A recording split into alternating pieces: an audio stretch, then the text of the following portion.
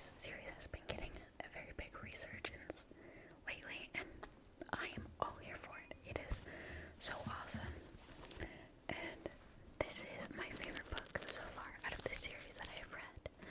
I am currently in Queen of Shadows. Not super far. But so far this has been my favorite out of the fantasy genre.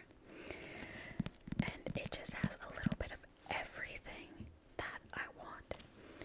Sarah J. Maas is so masterful at tackling so many different types of plots and subgenres, and just overall being like 20,000 steps ahead of you at any given time, and tackling these many characters and the plot lines, and while still just having me care for all of these people so much.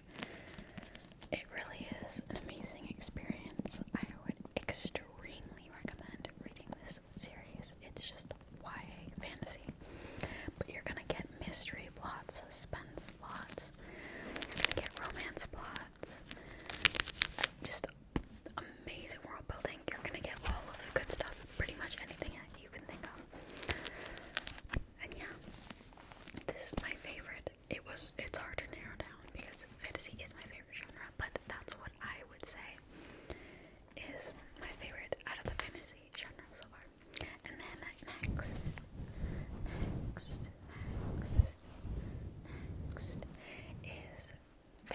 not fantasy. I just did fantasy. Mystery. And I picked the third and final book in the A Good Girl's Guide to Murder trilogy, which also has a 0.5 novella at the beginning as well, but this is the last book, and this book is so amazing. You know, the first half of the book, you're kind of expecting the same thing that you were getting in the rest of the books, which was still amazing. The rest of the books are amazing YA mysteries, but the second half of this book just takes a turn that you do not expect. But I must say that I loved. And can we just talk about the ending? What?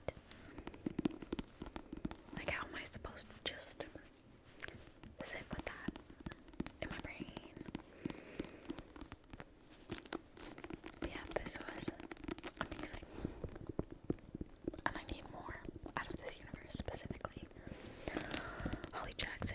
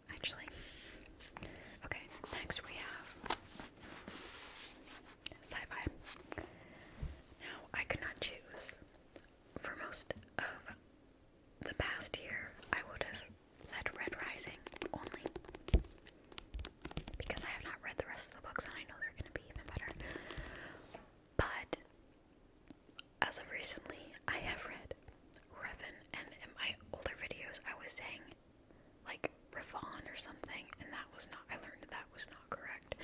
It's Revan, and that took a while to get used to, and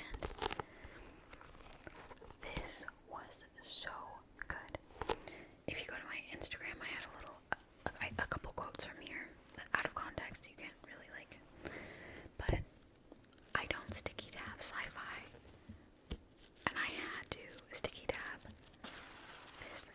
This book is so short, yet this is my favorite out of the Star Wars Essential Legends collection so far, and this will not spoil anything because it happens so early on in the older Republic novels. If you like Star Wars, even if you don't necessarily like Star Wars, but you want to try it, you don't need any prior knowledge to read these. It's so good. I love that. And then Red Rising, obviously. You guys have probably heard me yap about this before. I love Red Rising. I love Pierce Brown as a writer, and he has inspired me so much. And then, Dystopian. I've not read too many dystopians, actually, but no brainer. The Ballad of Songbirds and Snakes by Suzanne Collins. Now we will see with the new book release, Sunrise on the Reaping. Maybe it'll take this place, but I honestly don't think that it will. I don't think this book is everything to me. Why a dystopian? It broke my heart. It broke my heart. Made me depressed for a good while. And this is the kind of book where it truly is one of my favorites, but I'm not sure if I could handle rereading it, and that sounds a little bit crazy, but I don't know why. I just really, sometimes you really connect with books, some books, and really don't with others. I just, for some reason, really connected with that. Don't know why, to be honest. And then, Memoir, and Don't Leave. Don't Leave.